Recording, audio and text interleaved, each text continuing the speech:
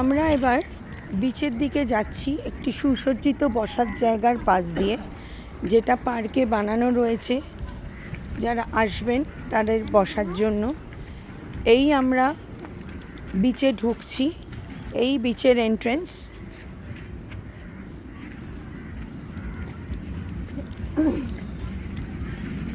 এই পৌঁছে গেলাম আমরা মেন বিচে। এখানে বুনো লতা দিয়েই বিচকে সাজানো হয়েছে। মাঝে মাঝে এখানে ছাউনি আছে পর্যটকদের বসার জন্য। আর এই হচ্ছে সুন্দরভাবে সাজানো বিচ।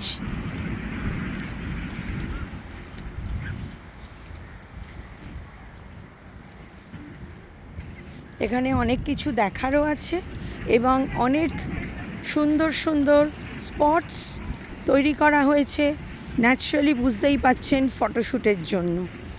আমি আপনাদের এক্ষুনি দেখাবো আমার বন্ধুকে নিয়ে বা বন্ধুর কিছু ফটোশ্যুট করে কিভাবে আপনারা বিচে ফটোশ্যুট করবেন এবং সেগুলোকে এখানকার সাজসজ্জাগুলোকে ফটোশ্যুটের জন্য ব্যবহার করবেন।